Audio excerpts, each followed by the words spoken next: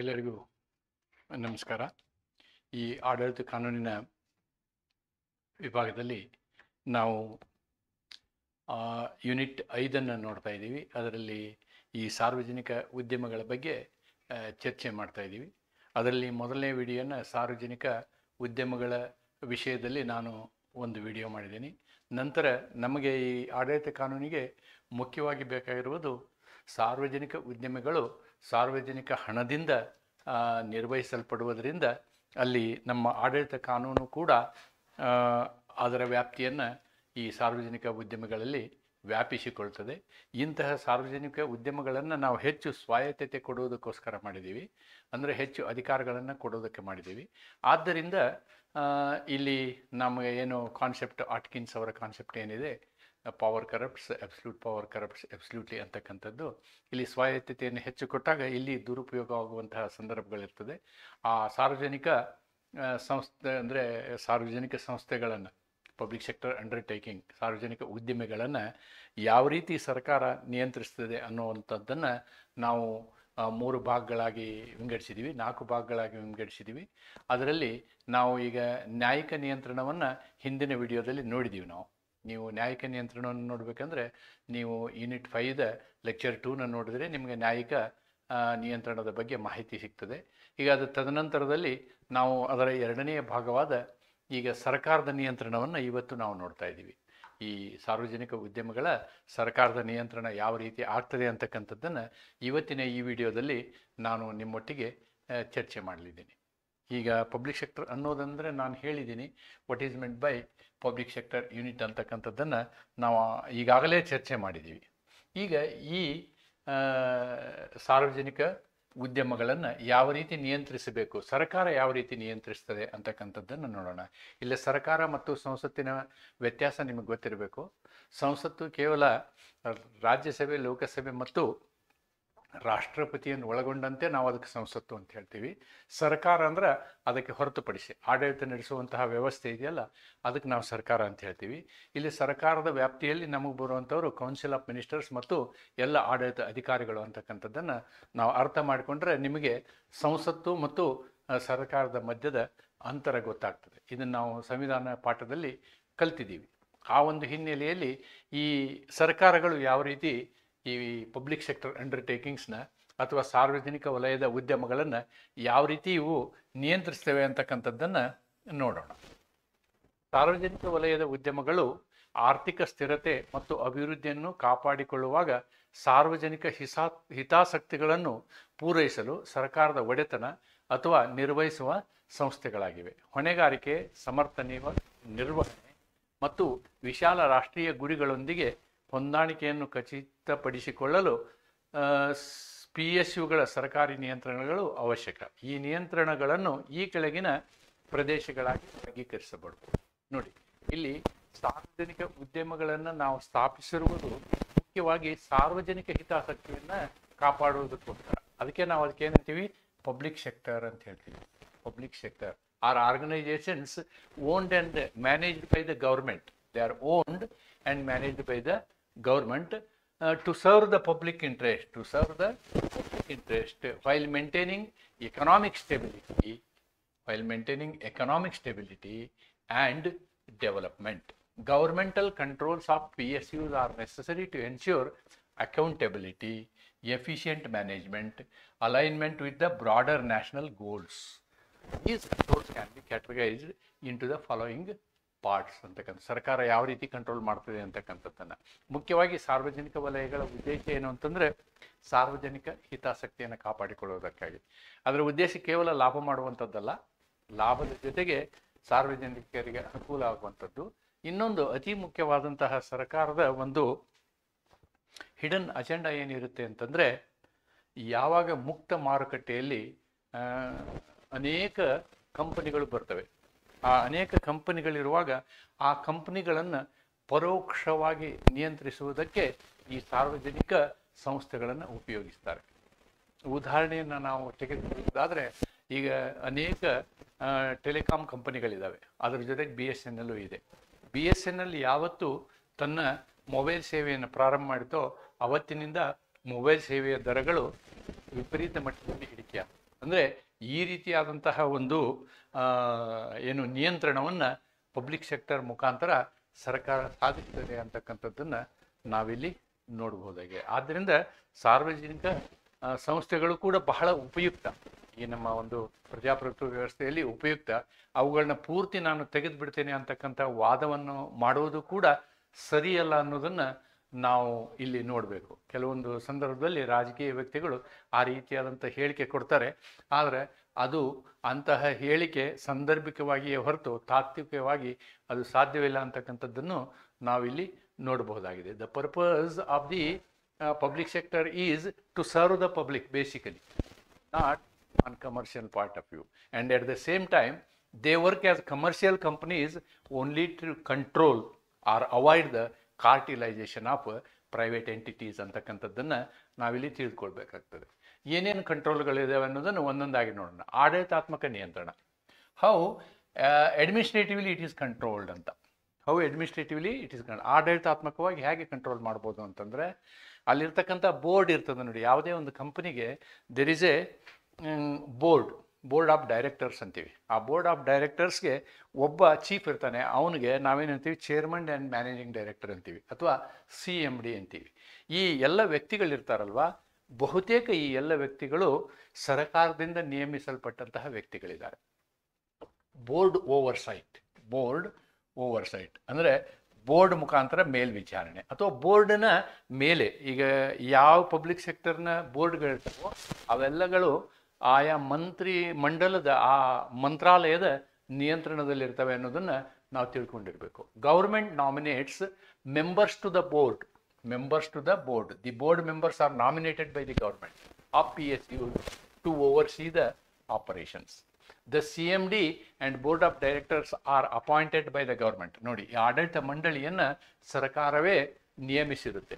The board will be under the control of government, under the ಸರ್ಕಾರದ ನಿಯಂತ್ರಣ. The government has the powers to supersession, change the board members in case of abuse exceeding its powers. It can institute enquiries also. ತನಿಖೆಯನ್ನು ಮಾಡ್ಬೋದು. ಯಾವುದೇ ಒಂದು ಆಡಳಿತ ಮಂಡಳಿ ತನ್ನ ಆಡಳಿತವನ್ನು ದುರುಪಯೋಗ ಮಾಡಿಕೊಂಡಂತಹ ಸಂದರ್ಭದಲ್ಲಿ ತನಿಖೆಗೂ ಕೂಡ ಅವಕಾಶ ಇದೆ ಅಂತ ನಾವು ಕಾಣಬಹುದು. ಅಂದರೆ ಇದರರ್ಥ ಆಡಳಿತ ನಡೆಸುವಂತಹ ಆಡಳಿತ ಮಂಡಳಿಯನ್ನು ನಿಯಂತ್ರಿಸುವ ಅಧಿಕಾರ ಯಾರಿಗಿದೆ?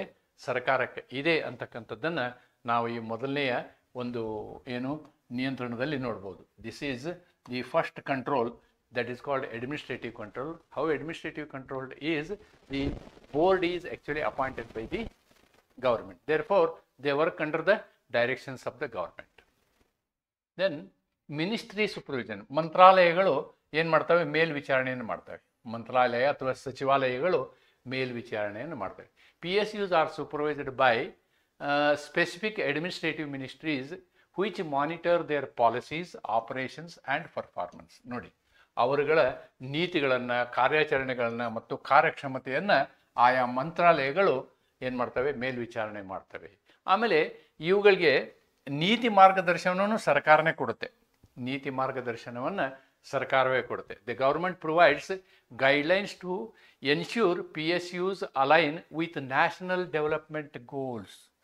ರಾಷ್ಟ್ರೀಯ ಅಭಿವೃದ್ಧಿಯ ಗುರಿಗಳೇನಿದಾವಲ್ಲ, ರಾಷ್ಟ್ರೀಯ ಅಭಿವೃದ್ಧಿಯ ಗುರಿಗಳು ಏನಿದ್ದಾವೆ ಅದಕ್ಕೆ ಹೊಂದಿಕೊಂಡಂತೆ ಈ ಸಾರ್ವಜನಿಕ ಉದ್ಯಮಿಗಳು ಕೆಲಸ ಮಾಡಬೇಕು ಅನ್ನೋದನ್ನು ಏನು ಮಾಡ್ತವೆ? ನಿಯಂತ್ರಣ ಮಾಡುವಂಥದ್ದು ಆಯಾ ಮಂತ್ರಿಮಂಡಲಗಳು ಅಥವಾ ಆ ಸಚಿವಾಲಯಗಳು ಅನ್ನೋದನ್ನು ನಾವಿಲ್ಲಿ ನೋಡ್ಬೋದು. The policy guidance, then the control of the ministers, then rules and regulations.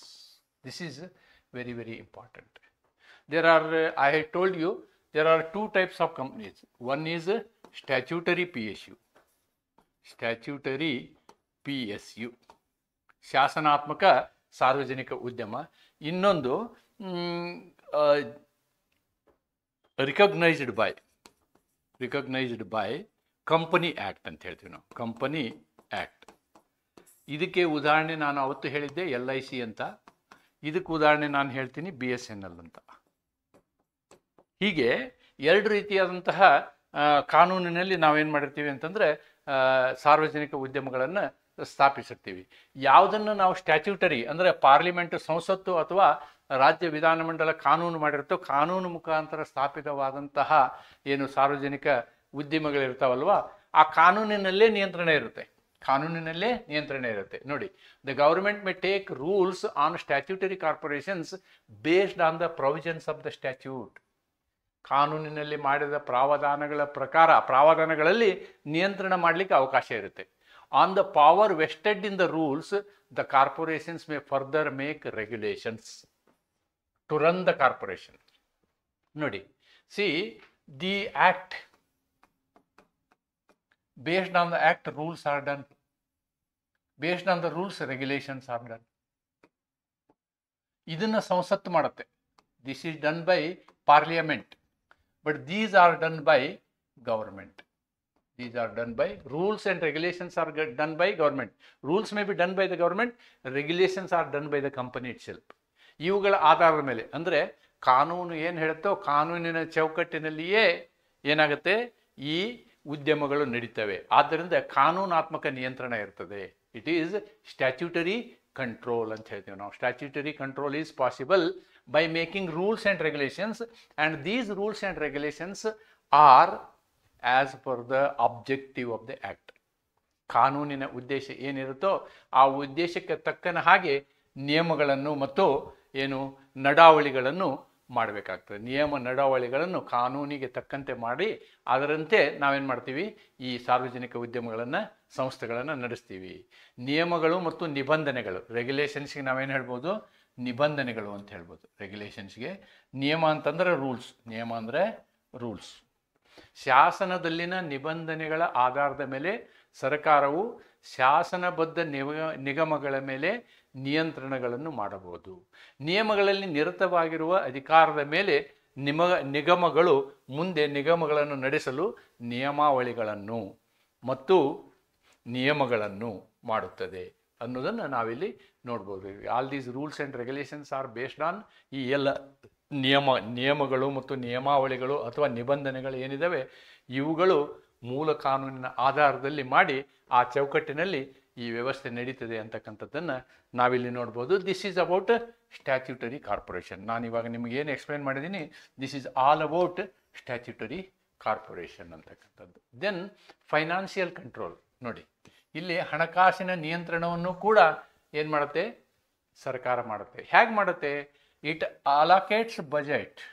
ಈ ಇಂತಿಂಥ ಕಂಪ್ನಿಗೆ ಇಂತಿಂಥ ಯೋಜನೆಗಳಿಗೆ ಇಷ್ಟು ಹಣ ಅಂಥೇಳಿ ಪ್ರತಿ ವರ್ಷ ಅದು ಏನು ಮಾಡುತ್ತೆ ಹಣವನ್ನು ಅಲ್ಲಿ ಅಲೋಕೇಟ್ ಮಾಡುತ್ತೆ. ಈ ಹಣವನ್ನು ಅಲೋಕೇಟ್ ಮಾಡೋದರಿಂದ ಬೇಸ್ಡ್ ಆನ್ ಆ ಹಣದ ಆಧಾರದ ಮೇಲೆ ಅವುಗಳು ಕೆಲಸ ಮಾಡ್ತವೆ. So finance is controlled by the government.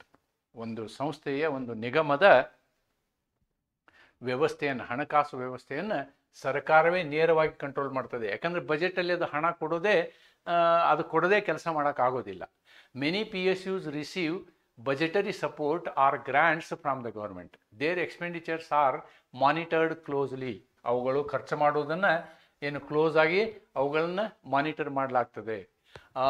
Board is under obligation to take government approval to issue debentures and loans. ನೋಡಿ, ಯಾವುದೇ ಒಂದು ಸಂಸ್ಥೆ ಸಾಲವನ್ನು ತೆಗೆದುಕೊಳ್ಬೇಕಾದ್ರೆ ಅಥವಾ ಸಾಲ ಪತ್ರಗಳನ್ನು ಹಂಚಬೇಕಾದ್ರೆ ಅದು ಸರ್ಕಾರದ ಒಪ್ಪಿಗೆಯನ್ನು ಪಡಿಬೇಕಾಗ್ತದೆ. ಬೋರ್ಡ್ ಏನು ಮಾಡಬೇಕು, ಆಡಳಿತ ಮಂಡಳಿ ಸರ್ಕಾರದ ಒಪ್ಪಿಗೆಯನ್ನು ತೆಗೆದುಕೊಂಡು ಅದು ಸಾಲವನ್ನು ಮಾಡಲಿಕ್ಕೆ ಅವಕಾಶ ಇರ್ತದೆ, ತಂತಾನೆ ಮಾಡಲಿಕ್ಕೆ ಅವಕಾಶ ಇರುವುದಿಲ್ಲ. ಬಜೆಟ್ ಹಂಚಿಕೆಗಳು, ಅನೇಕ PSCಗಳು ಸರ್ಕಾರದಿಂದ ಬಜೆಟ್ ಬೆಂಬಲ ಅಥವಾ ಅನುದಾನವನ್ನು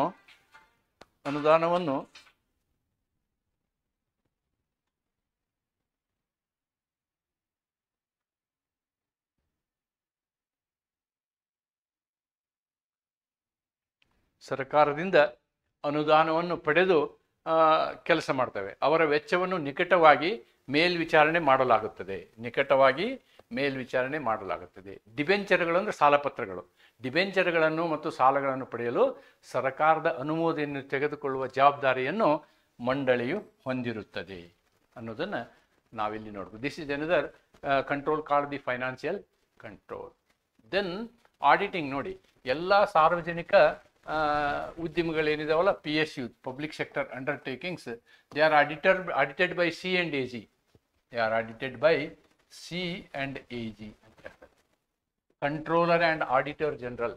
ಕಂಟ್ರೋಲರ್ ಆ್ಯಂಡ್ ಆಡಿಟರ್ ಜನರಲ್ ಇವರು ಅವುಗಳ ಲೆಕ್ಕ ಪರಿಶೋಧನೆಯನ್ನು ಮಾಡ್ತಾರೆ. ಆಡಿಟ್ ಅಂದರೆ ಲೆಕ್ಕ ಪರಿಶೋಧನೆ. ಅಂದರೆ ಏನಾದರೂ ತಪ್ಪಾಗಿದ್ದರೆ ಅವ್ರ ಮೇಲೆ ಎನ್ಕ್ವೈರಿ ಆಗುತ್ತೆ, ಆಮೇಲೆ ಅಂಥವ್ರ ಮೇಲೆ ಶಿಸ್ತು ಕ್ರಮ ಕೂಡ ಜರುಗಿಸ್ತಾರೆ. ಈ ರೀತಿಯಾದಂತಹ ನಿಯಂತ್ರಣ ಕೂಡ ಇಲ್ಲಿ ಇರ್ತದೆ ಅಂತಕ್ಕಂಥದ್ದು. Then capital investment approvals. ಯಾವುದೇ ಒಂದು ಹೊಸ ಯೋಜನೆಯನ್ನು ಮಾಡಬೇಕಾದ್ರೆ ಅದಕ್ಕೆ ಮಾಡುವಂತಹ ಏನು ಹೂಡಿಕೆ ಇದೆಯಲ್ಲ, ಆ ಹೂಡಿಕೆಯು ಕೂಡ ಏನಾಗುತ್ತೆ, ಸರ್ಕಾರದ ಒಪ್ಪಿಗೆಯನ್ನು ಪಡಿಬೇಕಾಗ್ತದೆ. Major capital investments by PSUs often require government approval to ensure alignment with broader economic strategies. ಅಂದರೆ ದೇಶದ ಆರ್ಥಿಕ ಏನು ಒಂದು ವ್ಯವಸ್ಥೆ ಇದೆಯಲ್ಲ, ಉದ್ದೇಶ ಇದೆಯಲ್ಲ, ಅದಕ್ಕೆ ಅನುಗುಣ ಆಗುವಂತೆ ಏನು ಮಾಡಬೇಕು, ಇವರು ಹೊಸ ಯೋಜನೆಗಳನ್ನು ಮಾಡಬೇಕಾದ್ರೆ ಸರ್ಕಾರದಿಂದ ಅನುಮೋದನೆ ಪಡಿಬೇಕಾಗ್ತದೆ. ಬಂಡವಾಳ ಹೂಡಿಕೆ ಅನುಮೋದನೆಗಳು. PSUಗಳು ಪ್ರಮುಖ ಬಂಡವಾಳ ಹೂಡಿಕೆಗಳು ಮತ್ತು ಸಾಮಾನ್ಯವಾಗಿ ವಿಶಾಲವಾದ ಆರ್ಥಿಕ ಕಾರ್ಯತಂತ್ರಗಳೊಂದಿಗೆ ಹೊಂದಾಣಿಕೆಯನ್ನು ಖಚಿತಪಡಿಸಿಕೊಳ್ಳಲು ಸರ್ಕಾರದ ಅನುಮೋದನೆ ಅಗತ್ಯವಿರುತ್ತದೆ ಅನ್ನೋದನ್ನು ನಾವಿಲ್ಲಿ ಗಮನಿಸಬೇಕು. ಇದೆಲ್ಲ ಸರ್ಕಾರದಿಂದ ಆಗುವಂತಹ ನಿಯಂತ್ರಣಗಳು ಅಂತಕ್ಕಂಥದ್ದು. Then legal and regulatory controls. ನೋಡಿ, ಕಾನೂನಾತ್ಮಕವಾಗಿ ಇರತಕ್ಕಂತಹ ಕೆಲವೊಂದು ಏನು ನಿರ್ಬಂಧಗಳಿವೆ. ಏನೇನು? Statutory compliance. ಸ್ಟ್ಯಾಚ್ಯೂಟರಿ ಕಾಂಪ್ಲಯನ್ಸ್ ಅಂದರೆ ಸ್ಟ್ಯಾಚ್ಯೂಟ್ನಲ್ಲಿ ಏನು ಬರೆದಿದೆಯೋ, ನಾನು ನಿಮಗೆ ಇಲ್ಲಿ ತೋರಿಸಿದ್ದೀನಿ ನಿಮಗೆ. ನಾನು ಸ್ಟ್ಯಾಚ್ಯೂಟರಿ PSUಗಳದ ಅವಶ್ಯಕತೆ ಏನು ಅನ್ನೋದನ್ನು ನಾವಿಲ್ಲಿ ನೋಡ್ತೀವಿ. ಸ್ಟ್ಯಾಚ್ಯೂಟರಿ ಕಾರ್ಪೊರೇಷನ್ಗಳ ಅವಶ್ಯಕತೆ ಏನಂದರೆ PSUs must comply with loss and regulations such as labour loss, environmental regulations, corporate government standards. ನೋಡಿ, ಇವು ನಾನು ಹೇಳಿದ್ದ ಸ್ಟ್ಯಾಚ್ಯೂಟರಿ ಕಂಟ್ರೋಲ್ ಬೇರೆ. ಅಲ್ಲದೆ ಏನು ಸಾರ್ವಜನಿಕ ಉದ್ಯಮಗಳಿದಾವು, ಇವು ಲೇಬರ್ ಲಾಗಳನ್ನು ಫಾಲೋ ಮಾಡಬೇಕು, ಎನ್ವಿರಾನ್ಮೆಂಟಲ್ ರೆಗ್ಯುಲೇಷನ್ ಫಾಲೋ ಮಾಡಬೇಕು, ಕಾರ್ಪೊರೇಟ್ ಗವರ್ನೆನ್ಸ್ ಸ್ಟ್ಯಾಂಡರ್ಡ್ಸ್ ಕಂಪನಿ ಲಾನಲ್ಲಿ ಬರುತ್ತಿದೆ. ಕಾರ್ಪೊರೇಟ್ ಗವರ್ನೆನ್ಸ್ ಸ್ಟ್ಯಾಂಡರ್ಡ್ಸ್ ಇದೆಯಲ್ಲ, ಕಾರ್ಪೊರೇಟ್ ಆಬ್ಲಿಗೇಷನ್ ಅಂತ ಇರುತ್ತೆ, ಅದು ಕಂಪನಿ ಲಾನಲ್ಲಿ ನಾವು ನೋಡ್ತೀವಿ. ಅವೆಲ್ಲವನ್ನು ಇದು ಫಾಲೋ ಮಾಡಬೇಕು. ಆಮೇಲೆ ಪರಿಸರ ಕಾನೂನುಗಳನ್ನು ಫಾಲೋ ಮಾಡಬೇಕು. ಮತ್ತು ಲೇಬರ್ ಲಾಸ್ ಅಂದರೆ ಲೇಬರ್ನ ಯಾವ ರೀತಿ ನೋಡ್ಕೋಬೇಕು, ಅವ್ರು ಮಿನಿಮಮ್ ವೇಜಸ್ ಕೊಡಬೇಕು, ಇವೆಲ್ಲದನ್ನು ಪಾಲಿಸುವಂಥದ್ದು ಬಹಳ ಮುಖ್ಯವಾದಂತಹ ಜವಾಬ್ದಾರಿ ಇವುಗಳದಾಗಿರುತ್ತೆ. ಶಾಸನಬದ್ಧ ಅನುಸರಣೆ. PSUಗಳು ಕಾರ್ಮಿಕರ ಕಾನೂನುಗಳು, ಪರಿಸರ ನಿಯಮಗಳು ಮತ್ತು ಕಾರ್ಪೊರೇಟ್ ಆಡಳಿತ ಮಾನದಂಡಗಳಂತಹ ಕಾನೂನು ಮತ್ತು ನಿಬಂಧನೆಗಳನ್ನು ಅನುಸರಿಸಬೇಕು. Sector specific regulators. ನೋಡಿ, ಸೆಕ್ಟರ್ ಸ್ಪೆಸಿಫಿಕ್ ಅಂತಂದರೆ ಈಗ PSUಗಳಲ್ಲಿ ಬೇರೆ ಬೇರೆ ಥರ ಇದ್ದಾವೆ. ಏನು, ಈಗ ಟೆಲಿಕಾಂ PSUs ಇದೆ, ಆಮೇಲೆ BSNL MTNL ಇದೆ, ಅಥವಾ ಬ್ಯಾಂಕಿಂಗ್ PSUಗಳಿದೆ, ಆಲ್ ಬ್ಯಾಂಕ್ಸ್, ಆಮೇಲೆ RBI ಇದೆ. ಇದೇ ಥರನಾಗಿ then there is a SEBI is another sector that is in capital investment. ಈ ರೀತಿ ಬೇರೆ ಬೇರೆ ಇರ್ತವೆ, ಅದಕ್ಕೆ ಬೇರೆ ಬೇರೆ ನಿಯಂತ್ರಣಗಳೇ ಇರ್ತವೆ ಅನ್ನೋದು ಅದರ ಅರ್ಥ. ಏನು ಸೆಕ್ಟರ್ ಸ್ಪೆಸಿಫಿಕ್ ಅಂದರೆ PSUs operating in sectors like energy, telecommunication, banking are subject to regulation by specific authorities. ಅದಕ್ಕೆ ಆದಂಥ ಕಾನೂನುಗಳಿರ್ತವೆ. ಈಗ ಬ್ಯಾಂಕಿಂಗ್ ರೆಗ್ಯುಲೇಷನ್ ಆ್ಯಕ್ಟ್ ಅಂತಿದೆ, ಅದರ ಪ್ರಕಾರ ಬ್ಯಾಂಕು ಕೆಲಸ ಮಾಡಬೇಕು. RBI ಆ್ಯಕ್ಟ್ ಅಂತಿದೆ, ಅದ್ರ ಪ್ರಕಾರ RBI ಕೆಲಸ ಮಾಡಬೇಕು. ಈ ರೀತಿ ಅಂದು ಟ್ರೈ ರೆಗ್ಯುಲೇಷನ್ಸ್ ಅಂತಿದೆ, ಅದ್ರ ಪ್ರಕಾರ ಟೆಲಿಕಾಂ ಕಂಪ್ನಿಗಳು ಕೆಲಸ ಮಾಡಬೇಕು. TRAI ಇದೆ ಅಲ್ವಾ, ಇದು ಎಲ್ಲ ಟೆಲಿಕಾಂ ಕಂಪ್ನಿಗಳ ಮೇಲೆ ನಿಯಂತ್ರಣ ಹೊಂದಿರುವಂತಹ ಒಂದು ಸಂಸ್ಥೆ. ಅದು ಅವುಗಳ ನಿಯಂತ್ರಣದಲ್ಲಿ ಅದು ಇರಬೇಕು ಅಂತಕ್ಕಂಥದ್ದು ಅದರ ಅರ್ಥ. ಅದರ ಕನ್ನಡ ಅನುವಾದನೂ ಅಲ್ಲೇ ಇದೆ. Performance monitoring. ನೋಡಿ, ಯಾವುದೇ ಒಂದು ಸಾರ್ವಜನಿಕ ಸಂಸ್ಥೆಯ ಪರ್ಫಾರ್ಮೆನ್ಸನ್ನು ಹೆಂಗೆ ಮಾಡ್ತೀವಿ. ಫಾರ್ ಎಕ್ಸಾಂಪಲ್, ಈಗ ಕಂಪನಿ ಆ್ಯಕ್ಟಿಂದ ಆಗಿತ್ತು ಅಂತ ಇಟ್ಕೊಳ್ಳಿ. ಅಂತಹ ಸಂದರ್ಭದಲ್ಲಿ ಕಂಪನಿ ಆ್ಯಕ್ಟಿಂದ ಯಾವುದಾದ್ರೂ ಒಂದು ಗೌರ್ಮೆಂಟ್ ಕಂಪ್ನಿ ಇದ್ದರೆ, ಫಾರ್ ಎಕ್ಸಾಂಪಲ್ BSNL, ಅವ್ರು ಏನು ಮಾಡ್ತಾರೆ ಅಂದರೆ ಸರ್ಕಾರದ ಜೊತೆ ಒಂದು ಒಪ್ಪಂದ ಮಾಡ್ಕೊತಾರೆ. That is called memorandum of understanding. ನೋಡಿ, ಯಾವುದೇ ಒಂದು ಕಂಪನಿಗೆ ಎರಡು ಇರ್ತವೆ. ಏನು ಒಂದು ಮೆಮೊರಾಂಡಮ್ ಆಫ್ ಆರ್ಟಿಕಲ್ಸ್, ಇನ್ನೊಂದು AOA ಅಂತ ಬರ್ತದೆ. There are two things. ಒಂದು MOA, ಇನ್ನೊಂದು AOA. Articles of association, memorandum of association ಅಂತ ಇರ್ತವೆ. ಇವು ಎಲ್ಲ ಕಂಪ್ನಿಗೂ ಇರ್ತವೆ. ಅದು ಪಬ್ಲಿಕ್ ಸೆಕ್ಟರ್ ಕಂಪ್ನಿ ಇರಲಿ ಅಥವಾ ಲಿಮಿಟೆಡ್ ಕಂಪ್ನಿ ಇರಲಿ, ಅವೆರಡಕ್ಕೂ ಇದು ಇದ್ದೇ ಇರುತ್ತೆ. ಇದು ಅಲ್ಲದೆ ಗೌರ್ಮೆಂಟ್ ಕಂಪ್ನಿಗಳೇನಿರ್ತಾವಲ್ಲ, ಅವು ಗೌರ್ಮೆಂಟ್ ಜೊತೆಗೆ ಒಂದು ಒಪ್ಪಂದ ಮಾಡ್ಕೊತಾವೆ. ಏನು, ನಾವು ಇಂತಿಂಥ ಕೆಲಸ ಮಾಡ್ತೀವಿ, ಈ ವರ್ಕ್ ಮಾಡ್ತೀವಿ ಅಂತ they will have A agreement. That is called memorandum of understanding. ಒಂದು ಸರ್ಕಾರದ ಜೊತೆಗೆ PSU enter into performance based agreement with the government. These MOUs set specific targets and benchmarks. ನೋಡಿ, specific targets and benchmarks for the performance evaluation. This has to be done particularly the PSUs registered under the Companies Act. ಹೇಳಿದ್ನಲ್ವಾ ನಾನು, companies ಆ್ಯಕ್ಟಲ್ಲಿ register ಆದಂಥವು ಇವ್ರು ಏನು ಮಾಡಬೇಕು, MOU ಮಾಡ್ಕೋಬೇಕಾಗತ್ತೆ. Statutory ಪ್ರಶ್ನೆ ಬರಲ್ಲ. LIC ಹೇಳಿದ್ನಲ್ಲ, ಅದು ಸ್ಟ್ಯಾಚ್ಯೂಟರಿ. RBI statutory. ಅಲ್ಲೇನಾಗುತ್ತೆ ಅಂದರೆ ಸ್ಟ್ಯಾಚ್ಯೂಟಲ್ಲೇ ನಿಯಂತ್ರಣ ಇರುತ್ತೆ. ಎಲ್ಲಿ ಸ್ಟ್ಯಾಚ್ಯೂಟಲ್ಲಿ ನಿಯಂತ್ರಣ ಇರಲ್ವೋ ಅಂತಹ ಕಂಪ್ನಿಗಳು MOU ಪ್ರಕಾರ ಕೆಲಸ ಮಾಡಬೇಕಾಗುತ್ತೆ. ಸರ್ಕಾರ ಮತ್ತು ಅವುಗಳ ಮಧ್ಯದ ಒಪ್ಪಂದದ ಪ್ರಕಾರ ಕೆಲಸ ಮಾಡಬೇಕಾಗುತ್ತೆ. The documents for the operation of these PSUs are basically MOE and AOA. ಹೇಳಿದ್ನಲ್ವಾ ನಾನು. ಆ್ಯಕ್ಚುಲಿ ಇವು ಬೇಸಿಕ್ ಡಾಕ್ಯುಮೆಂಟು. MOE ಮತ್ತು AOA ಇದಾವಲ್ಲ, ದೀಸ್ ಆರ್ ಬೇಸಿಕ್ ಡಾಕ್ಯುಮೆಂಟ್ಸ್. ಇದ್ರ ಜೊತೆಗೆ ಗೌರ್ಮೆಂಟಿನ ಜೊತೆಗೆ MOEನೂ ಇರ್ತದಂತೆ. The statutory corporations are naturally bound by statute. ಅದನ್ನು ನಾನು ಹೇಳಿದ್ದೀನಿ. LIC, RBI are the examples. ಈ ರೀತಿ ಪರ್ಫಾರ್ಮೆನ್ಸ್ ಮಾನಿಟ್ರಿಂಗನ್ನು ಸರ್ಕಾರಗಳು ಇವುಗಳ ಮೂಲಕ ಮಾಡ್ತವೆ. ಅಗ್ರಿಮೆಂಟ್ ಮಾಡಿಕೊಂಡು ಅಗ್ರಿಮೆಂಟ್ ಪ್ರಕಾರ ನೀನು ಕೆಲಸ ಮಾಡಿದೆಯಲ್ಲ ಅಂತಕ್ಕಂಥದ್ದನ್ನು ಈ ಸರ್ಕಾರಗಳು ಏನು ಮಾಡ್ತವೆ, ಮೇಲ್ವಿಚಾರಣೆಯನ್ನು ಮಾಡಿ ನಿಯಂತ್ರಣ ಮಾಡ್ತವೆ ಅಂತಕ್ಕಂಥದ್ದು.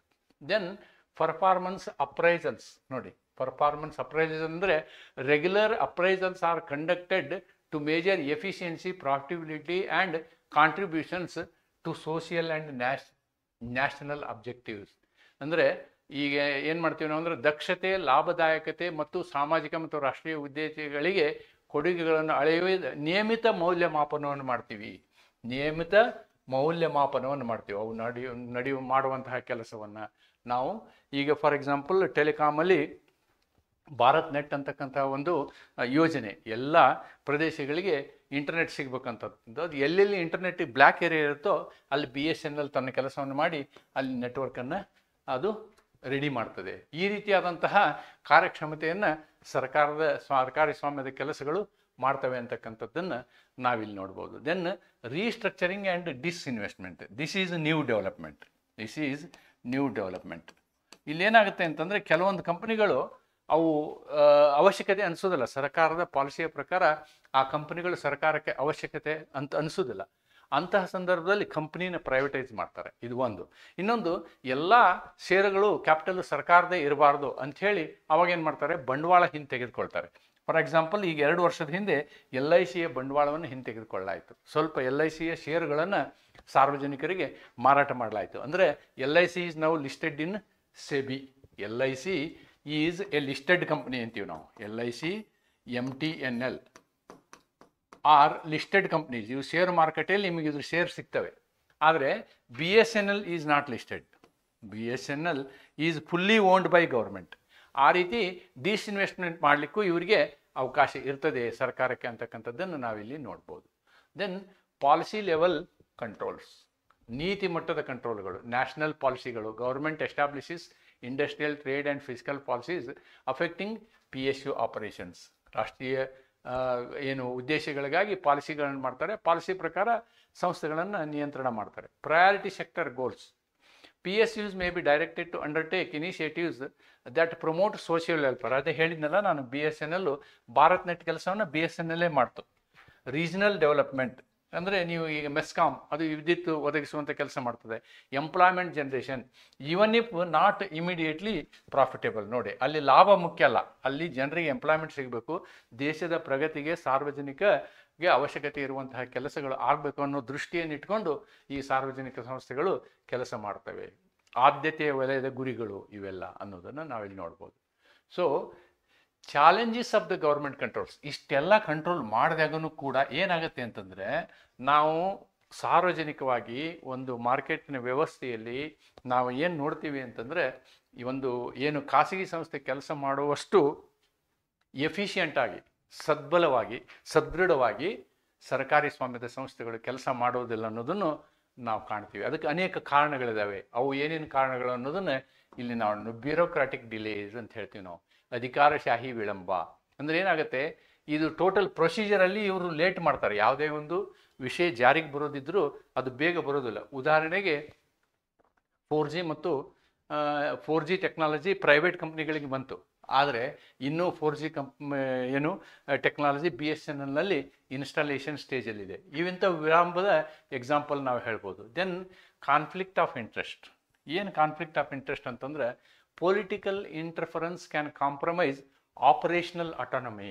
ಇಲ್ಲಿ ಏನು ನಾವು ಮಂತ್ರಿಮಂಡಲ ಇರುತ್ತೋ, ಮಿನಿಸ್ಟರ್ಸ್ ಇರ್ತಾರೋ, ಇವರು ಇನ್ವಾಲ್ವ್ ಆಗೋದ್ರಿಂದ ಅವ್ರದ್ದು ಬೇರೆ ಉದ್ದೇಶ ಇರುತ್ತೆ. ಮಿನಿಸ್ಟರ್ದು ರಾಜಕೀಯ ಉದ್ದೇಶ ಇರುತ್ತೆ. There is a political objective. What is political objective?